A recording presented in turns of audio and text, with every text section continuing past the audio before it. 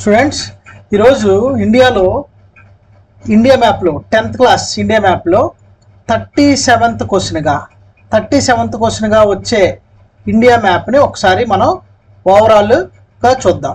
అవేంటంటే India physical features దగ్గర నుంచి different states, their Capitals and different important places, వాటి గురించి ఒకసారి చూద్దాం. First of all, India map పబ్లిక్లో కానీ ఇంకే ఎగ్జామ్లో అయినా తీసుకున్న తర్వాత మీరు ఇమీడియట్గా చేయవలసిన పని cardinal points, north side right side top కార్నర్లో కార్డినల్ పాయింట్స్ని డ్రా చేయాలి, రాయాలి. నార్త్, ఈస్ట్, మీ రైట్ సైడ్ వైపు ఈస్ట్, లెఫ్ట్ సైడ్ వైపు వెస్ట్, బాటమ్ కింద సౌత్, ఇలా కార్డినల్ పాయింట్స్ అనేవి కంపల్సరీగా మీరు రాయాలి, గుర్తుంచుకోండి. సో ప్రస్తుతానికైతే నేను వాటిని అరేంజ్ చేస్తాను, మీకు ఎక్స్ప్లెయిన్ చేసే ప్రాసెస్లో అడ్డొస్తాయని. నెక్స్ట్ 37th క్వశ్చన్ అని మీరు పెట్టి దాన్ని ఎగ్జామ్లో స్టార్ట్ చేయాలి, అది లేకుండా మీరు స్టార్ట్ చేయొద్దు. సరే, ముందు ఇక్కడ మనకి ఇంపార్టెంట్ ఫిజికల్ ఫీచర్స్ చూద్దాం. There are several physical features in India. Himalayas, first one is Himalayas.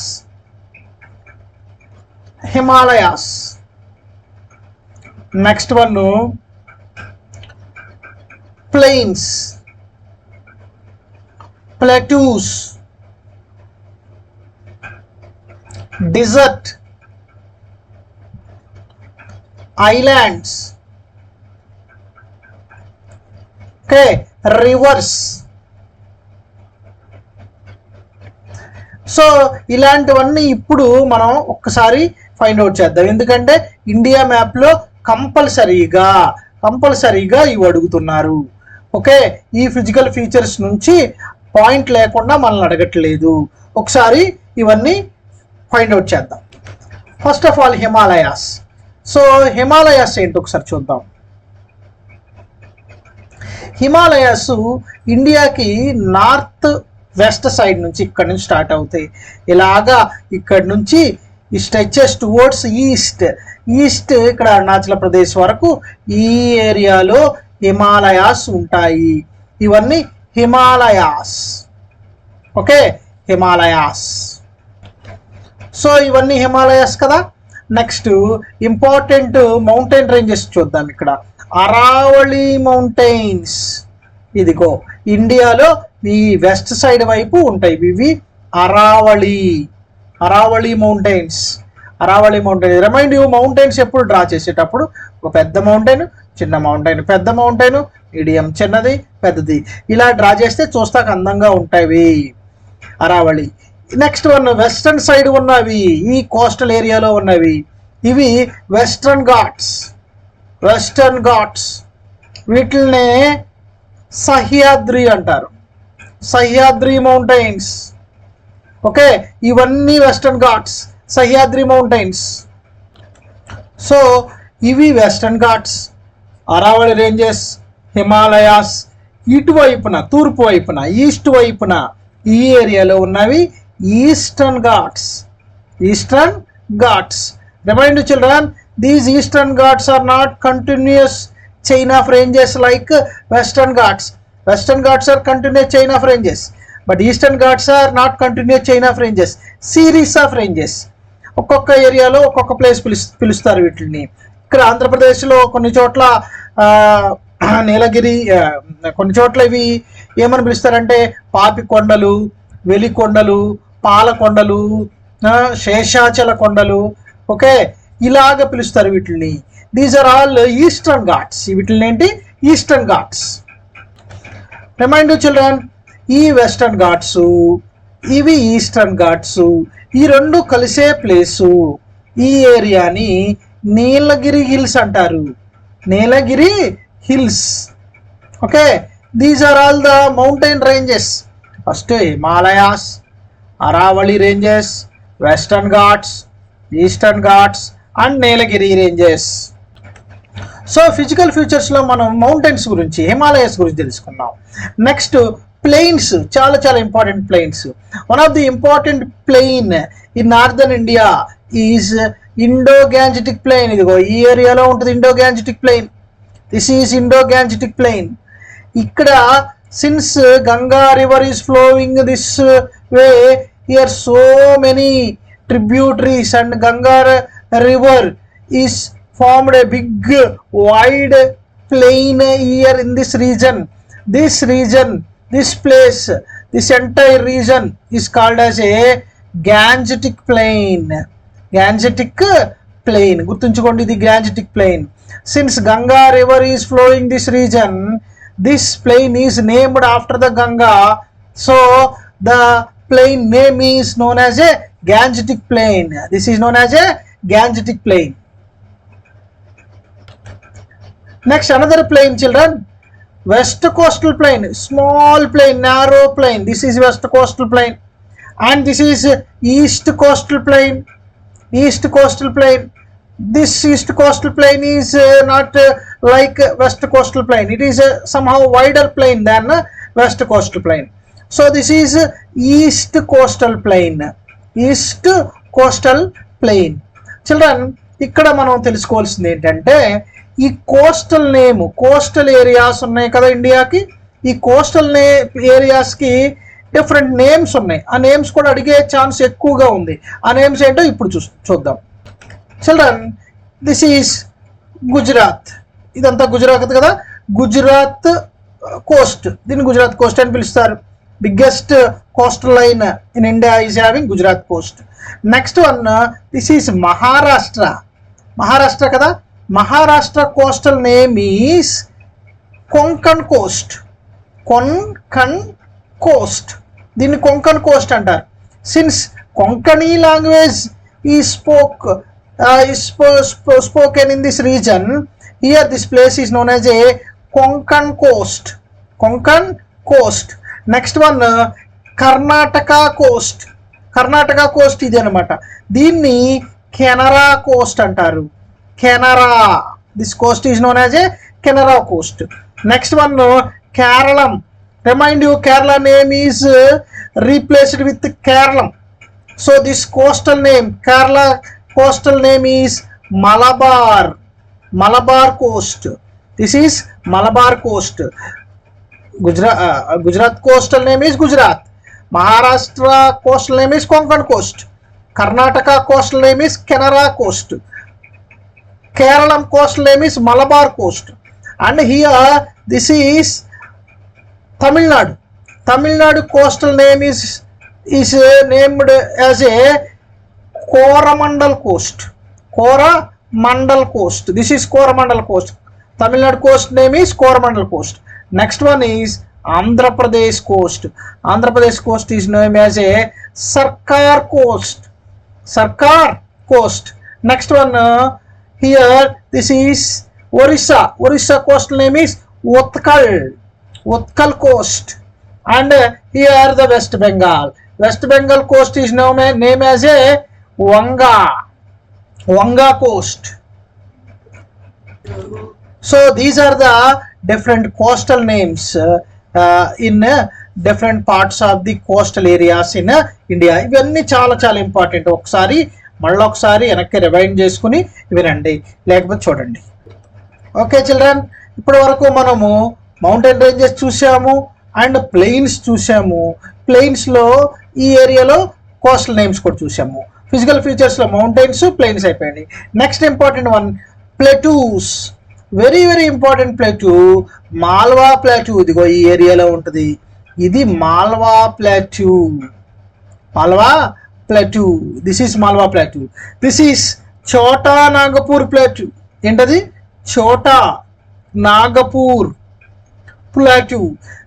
Remind you children, so many mineral resources are available in Chota Nagpur plateau.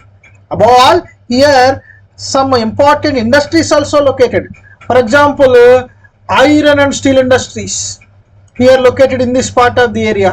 For example, Belai, Rourkela, Jamshedpur, Tata Iron Steel Company, Durgapur, such a type of all iron and steel industries located in this Chota Nagpur plateau region. Malwa plateau, Chota Nagpur plateau. Another one is Deccan plateau. Idigo ee south lo పెనిసులార్లో ఈ irregular triangular shape ఇలా ఉంది కదా, దీన్ని డక్కన్ ప్లేట్యూ అంటారు. Deccan ప్లేట్యూ. So Deccan Plateau is slightly tilted towards east. Here in western side somehow height is there, and when it goes to the eastern side, okay, somehow lower than the western side. Since this coast, this plain, this plateau, coast, Deccan Plateau is slightly tilted towards east. So many rivers which are originating from the western Ghats are flowing towards the east. So many rivers are flowing towards the east because this plateau, Deccan Plateau, slightly tilting towards the east. So this is Deccan Plateau. Children, this is Deccan Plateau. Deccan Plateau kada, ఇది irregular triangular shape ఉంది కదా. ఈ డక్కన్ ప్లాట్యూకి western side western Ghats ఉన్నాయి, eastern side eastern Ghats ఉన్నాయి. Okay, ఇదివరకు రోజుల్లో, పూర్వ రోజుల్లో కాంపిటేటివ్ ఫీల్డ్లో చదువుకునే టైంలో దీనికి ఒక చిన్న సెయింగ్ లాగా చెప్పుకునేవాళ్ళు. అటు ఇటు బండ, మధ్యలో అటు ఇటు కొండలు, మధ్యలో బండ అనేవాళ్ళు. ఈ కొండలు అటువైపు ఇటువైపు, eastern side eastern Ghats, western side western Ghats, మధ్యలో ఈ ప్లాట్యూ అంటే రాళ్లే కదా, ఇంచుమించు రాళ్ళతో ఉంటుంది కదా, అందుకని బండ అంటారు. అటు ఇటు బండ, అటు ఇటు కొండ, మధ్యలో బండ. సో ప్లాట్యూస్ అయిపోయినాయి, ప్లెయిన్స్ అయిపోయినాయి, అండ్ మౌంటైన్ రేంజెస్ అయిపోయినాయి. చాలా ఇంపార్టెంట్ రివర్స్ చూద్దాము. Children, there are two types of rivers in India: Himalayan origin rivers and peninsular rivers. First of all, Himalayan origin rivers చూద్దాం. Let us see Himalayan origin rivers. There are three important rivers in Himalayan origin rivers. Those three are originated from here in this region. ఈ ఏరియాలోనే అవి originate అవుతున్నాయి. అవేంటో చూద్దాం. First one here Ganga river. ఇక్కడ Ganga river rise అవుతుంది ఇండియాకి. ఈ ఏరియాలో గంగా రివర్ స్టార్ట్ అవుతుంది. అలక్కనంద అండ్ భగీరథ, 2 రివర్స్ స్టార్ట్ అయ్యి అవన్నీ ఇక్కడికి వచ్చి ఇక్కడ దేవప్రయాగ దగ్గర 2 కలుస్తున్నాయి. అలక్కనంద, భగీరథ ఫ్లోయింగ్ వచ్చి ఇక్కడికి వచ్చి ఇక్కడ నుంచి దేవప్రయాగ దగ్గర నుంచి, అలహాబాద్ దగ్గర నుంచి ఇలా టువర్డ్స్ ఈస్ట్ వైపు వెళ్తుంది. ఈస్ట్ వైపు వెళ్ళి బంగ్లాదేశ్కి వెళ్తుంది. బంగ్లాదేశ్ నుంచి ఇక్కడికి వచ్చి ఈ బే ఆఫ్ బెంగాల్ దగ్గర డెల్టా ఫామ్ చేసి బే ఆఫ్ బెంగాల్లో కలుస్తుంది. ఇది గంగా రివర్. గంగా రివర్కి ట్రిబ్యూటరీస్ ఉన్నాయి. ఆ ట్రిబ్యూటరీస్ డ్రా చేయాలి. Okay, these are the tributaries. Ken, Betwa, Chambal, okay, ఇలాంటి రివర్స్ ఇవన్నీ డ్రా చేయాలి. ఇది రివర్ గంగా. రివర్ గంగా, ఇది river Ganga. Next important river children, Indus river. Indus river కూడా ఇక్కడే స్టార్ట్ అవుతుంది. కానీ ఇండియాకి నుంచి ఇలా వెళ్ళి పాకిస్తాన్ గుండా ఇలా వెళ్ళి పాకిస్తాన్లో ఇక్కడ కరాచీ దగ్గర డెల్టాను ఫామ్ చేసి అరేబియన్ సీలో కలుస్తుంది. ఇది ఇండస్ రివర్. ఇండస్ రివర్కి 5 ట్రిబ్యూటరీస్ ఉన్నాయి. జేలం, చెనాబ్, రావి, బియాస్, సట్లేస్ అనే 5 ట్రిబ్యూటరీస్ ఉన్నాయి. This is river Indus. River Indus, ఇది రివర్ ఇండస్. ఇక్కడేమో రివర్ గంగా అని చెప్పాను కదా. Another river is starting from here in this place only, but this river is going towards east.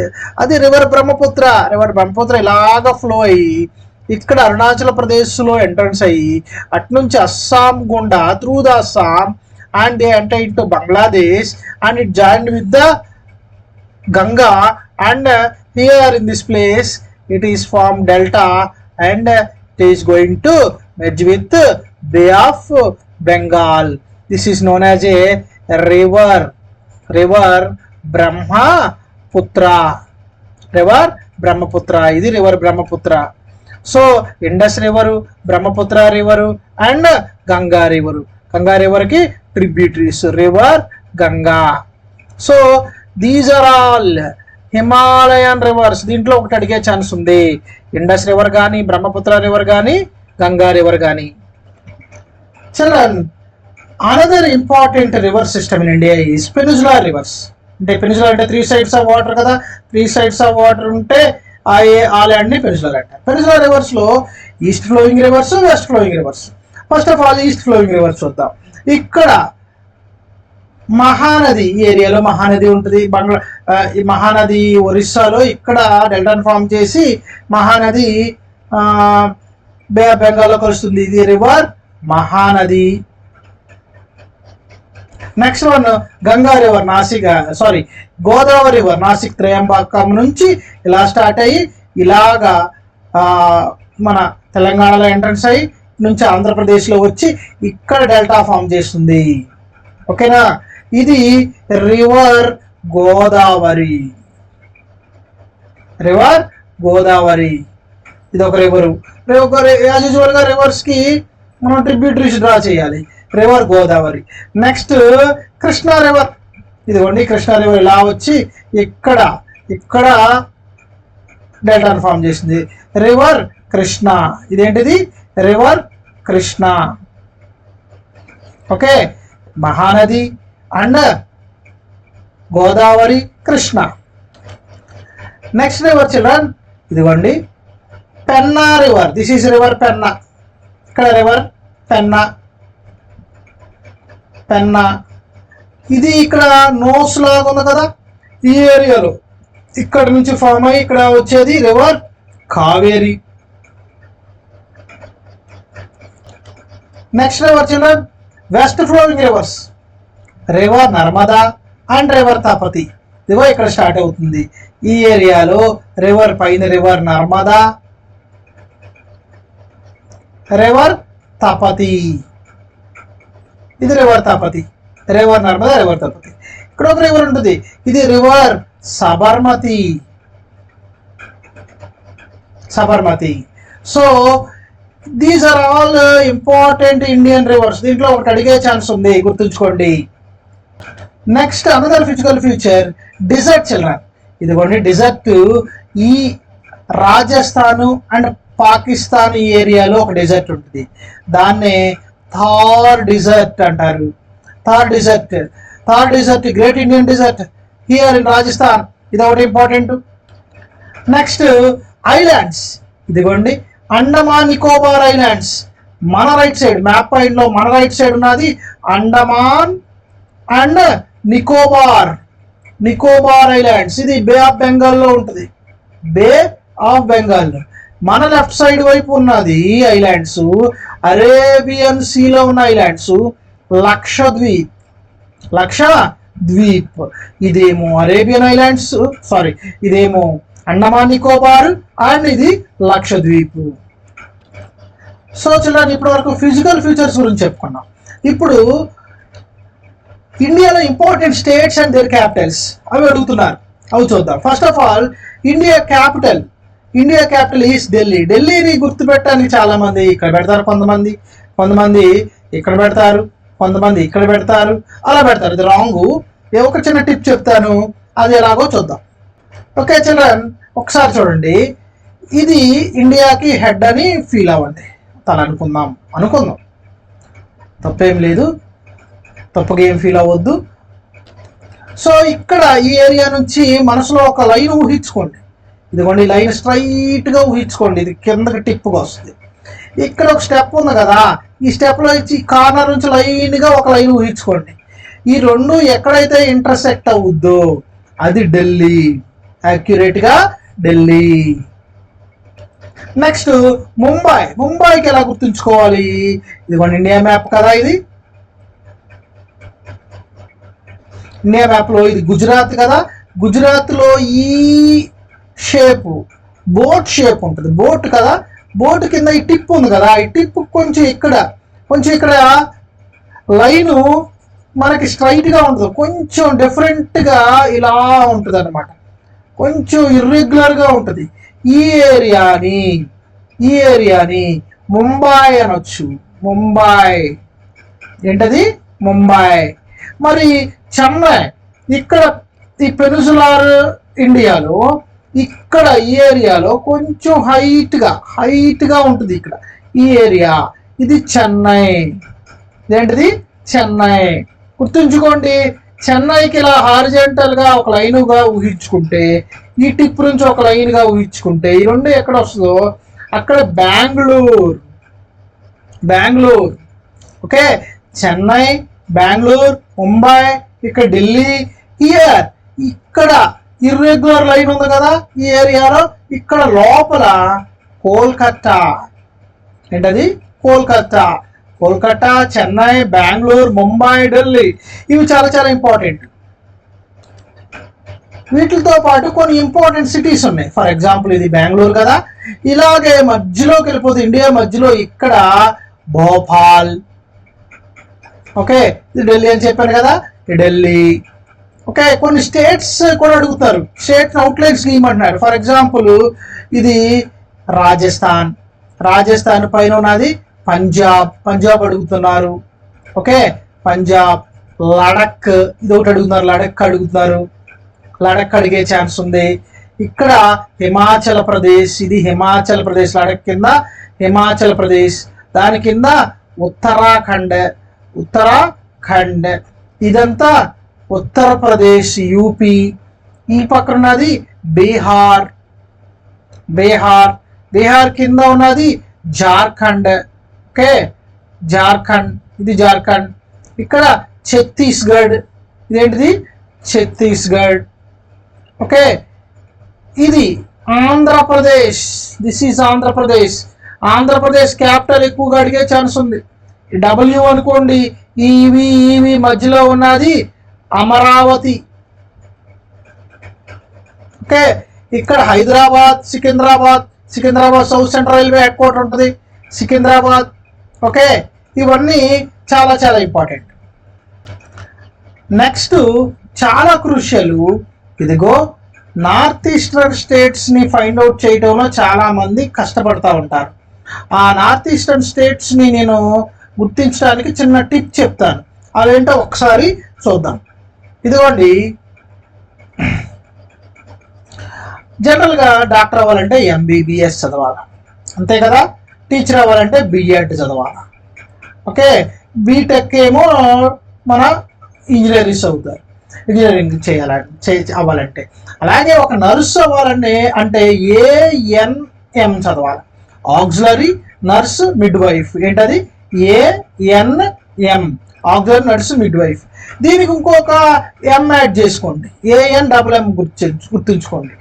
A అంటే అరుణాచల్ ప్రదేశ్, N అంటే నాగాలాండ్, నెక్స్ట్ M అంటే మణిపూర్, ఇంకో M మిజోరాం. ఇవి ఈ క్లాక్ వైజ్ ఇటువైపు ఈ ఏరియాలో ఉన్న స్టేట్స్ అన్ని ఒకసారి మీకు గుర్తొచ్చేస్తాయి. సో అరుణాచల్ ప్రదేశ్, తర్వాత నాగాలాండ్, మణిపూర్, మిజోరాం, ఇది ఇలాగా ఒక ఏరియా. ఇది త్రిపుర. ఈ స్టెప్ ఉన్నది మేఘాలయ, మధ్యలో ఉన్నది అస్సాం. ఈ టిప్ ఇలా ఉన్నది సిక్కిం. ఇవన్నీ నార్త్ ఈస్టర్న్ స్టేట్స్. 7 సిస్టర్స్ అని అంటారు, 7 సిస్టర్స్. సో ఇవి చాలా చాలా ఇంపార్టెంట్. సో వీటితో పాటు మనకి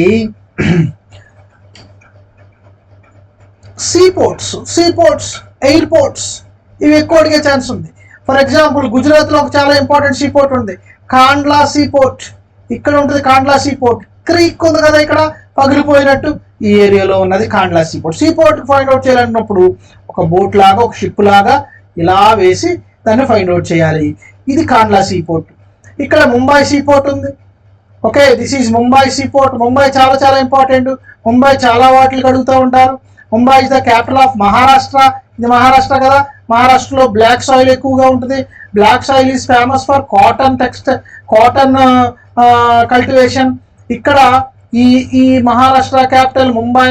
ముంబైలో ఒక సీపోర్ట్ ఉంది, ముంబైలో ఒక ఇంటర్నేషనల్ ఎయిర్పోర్ట్ ఉంది, దాన్నే ఛత్రపతి శివాజీ ఇంటర్నేషనల్ ఎయిర్పోర్ట్ అంటారు. ముంబైకి రైల్వే జోన్స్ 2 ఉన్నాయి. ఒకటేమో వెస్ట్రన్ రైల్వే జోను, ఇంకొకటి సెంట్రల్ రైల్వే జోను గుర్తుంచుకోవాలి. ఓకే, సో ముంబైకి ఒక సీపోర్ట్ ఉంది.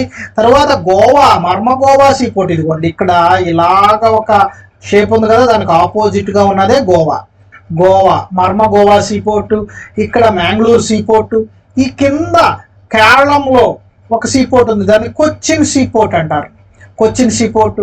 ఇక్కడ తమిళనాడులో తుతుక్కోరిన్ సీపోర్టు. ఇక్కడ చెన్నైలో ఒక సీపోర్టు, విశాఖపట్నంలో ఒక సీపోర్టు, విశాఖపట్నం ఒక సీపోర్ట్ ఉంది. ఇక్కడ పారాదీప్ సీపోర్ట్ ఉంటుంది మన ఒరిస్సాలో, పారాదీప్ సీపోర్ట్. కోల్కతాలో దగ్గర హల్దియా సీపోర్ట్. ఈ సీపోర్ట్స్ అని ఇంపార్టెంట్.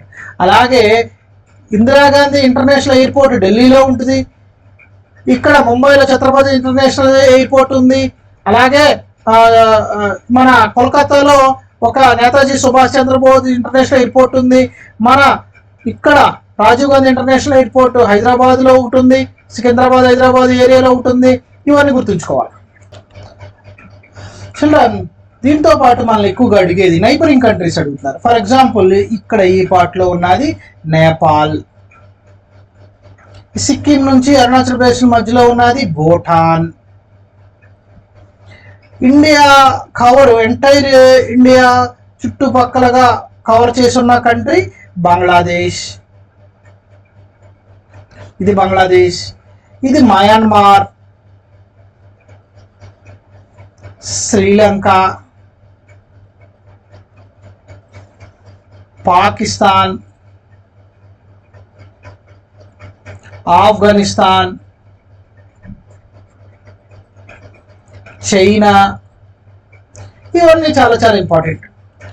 వాటితో పాటు మనకి ట్రాపిక్ ఆఫ్ క్యాన్సర్ అడుగుతున్నాడు. This is tropic of cancer.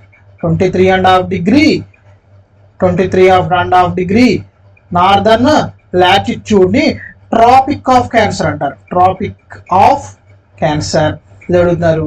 82.5 degrees eastern లాంగిట్యూడ్ని ఇండియన్ స్టాండర్డ్ టైం, ఇది కూడా అడిగే ఛాన్స్ ఉంది. సో ఇవి కూడా ఇంపార్టెంటే. సో ఇలాగా మీరు మొత్తం అన్నీ ఒకసారి రివైజ్ చేసుకుంటే ఇండియా మ్యాప్కి ఒకసారి ఈ వీడియోని మళ్ళీ ఒక్కొక్కసారి రివైజ్ చేసుకుంటే మీకు ప్రాబ్లం ఏమీ ఉండదు. మొత్తం మన మ్యాప్లో 37th question and 38th question, 2 క్వశ్చన్లు మ్యాప్ పాయింట్కి అడుగుతారు. 37th క్వశ్చన్ ఏమో ఇండియా మ్యాప్, 38th క్వశ్చన్ ఏమో వరల్డ్ మ్యాప్. 2 కలిసి 4+4 8 మార్క్స్ వస్తున్నాయి. దీంతోపాటు 1 మార్క్ క్వశ్చన్లో కంపల్సరీగా మ్యాప్ ఈస్ట్ నుంచి వెస్ట్కి, వెస్ట్ నుంచి ఈస్ట్కి ఆర్డర్లో పెట్టమనంటున్నారు. అక్కడ ఒక మార్క్తో 9 మార్క్స్ అవుతున్నాయి. 2 మార్క్స్ ఆర్ 4 మార్క్స్ ఈ రెండింటిలో ఎక్కడో ఒక చోటన మనల్ని మ్యాప్ పాయింటింగ్ బేస్ మీద క్వశ్చన్ అడుగుతున్నారు. ఫర్ ఎగ్జాంపుల్ 4 మార్క్ క్వశ్చన్ అడిగారు అనుకోండి, 9+3 మొత్తం 12 మార్క్స్. మనకు లక్కీగా బాగా ఉండి 2 మార్క్ క్వశ్చన్లో కూడా ఒక మ్యాప్ పాయింటింగ్ బేసిక్ క్వశ్చన్ అడిగారు అనుకో, 14 మార్క్స్. టోటల్గా 14 మార్క్స్ మ్యాప్ నుంచి మనకు వస్తాయి. దాని ద్వారా మనం మంచి మార్క్స్ గెయిన్ చేయడానికి అవకాశం ఉంటుంది. చిల్డ్రన్ ఫైనల్గా మళ్ళీ ఒకసారి చెప్తున్నాను. మ్యాప్ ఇచ్చిన వెంటనే మీరు రైట్ సైడ్ టాప్ కార్నర్లో కార్డినల్ పాయింట్స్ రాయాలి. నార్త్ అని, మీ రైట్ సైడ్ వైపు ఈస్ట్, లెఫ్ట్ సైడ్ వైపు వెస్ట్, కింద బాటమ్ సౌత్ అని రాయాలి. క్వశ్చన్ నెంబర్ వేయాలి. క్వశ్చన్ నెంబర్ వేసి ఫర్ ఎగ్జాంపుల్ మిమ్మల్ని ఢిల్లీ అడిగితే ఢిల్లీ అని ఇలా రాసి బాక్స్లో పెట్టి 37th ఫస్ట్ ఏ పాయింట్ అయితే ఆ నెంబర్ వేయాలి. ఫర్ ఎగ్జాంపుల్ చెన్నై అడిగారు అనుకోండి, చెన్నై అని ఇలా రాసి బాక్స్లో పెట్టి 37th 8th పాయింట్ అయితే 8th పాయింట్ అలా రాయాలి.